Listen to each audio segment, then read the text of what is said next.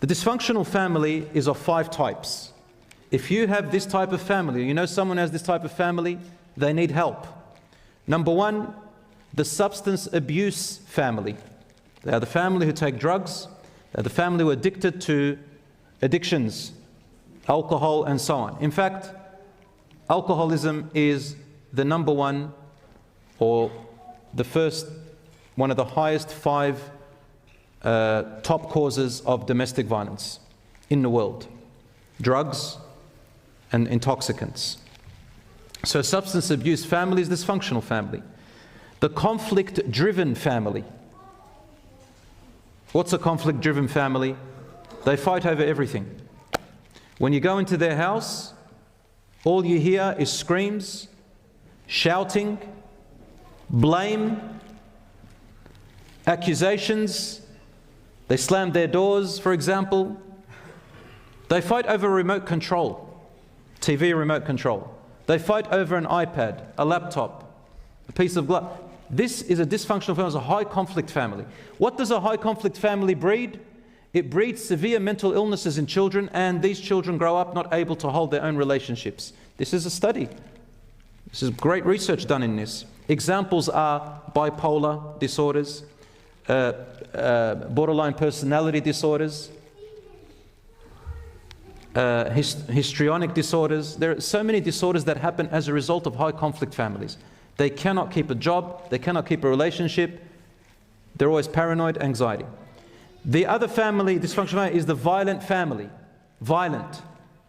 You go to their house, all you hear are things being broken, shattered. You find holes in the walls, you find holes in the doors. There are bruises. There's always someone running away.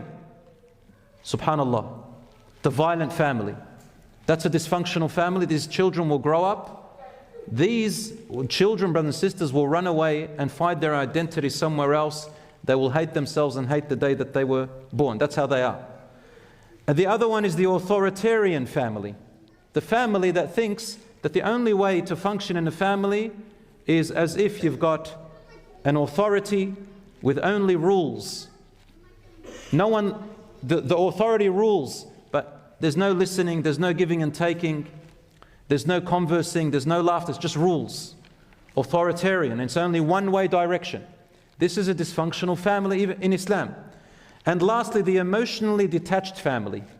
They're the family who don't have this emotional bond. You find, for example, the father's in the car or the mother driving to school, driving somewhere. They hardly say a word to each other. If they do, it's all about rules and superficial things. And these types, the majority of the modern day families are, if you go to their houses, this is the emotionally detached family, you'll find mainly 2 types of scenarios, mainly. I'm not saying everybody, but mainly.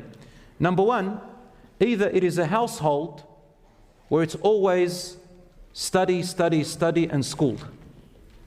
They go to school, they come back from school, there's still school at home.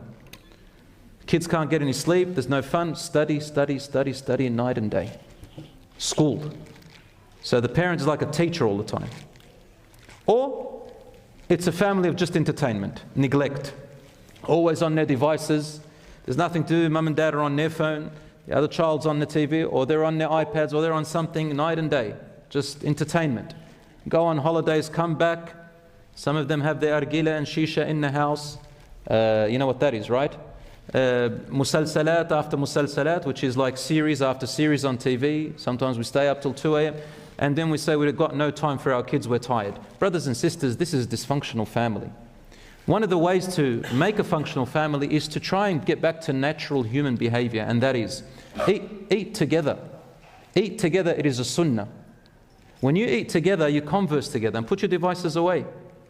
Rasulullah ﷺ said there is blessing in eating together, and it brings you closer. The only creatures who don't eat together and they eat alone are beasts and animals, like the wolves.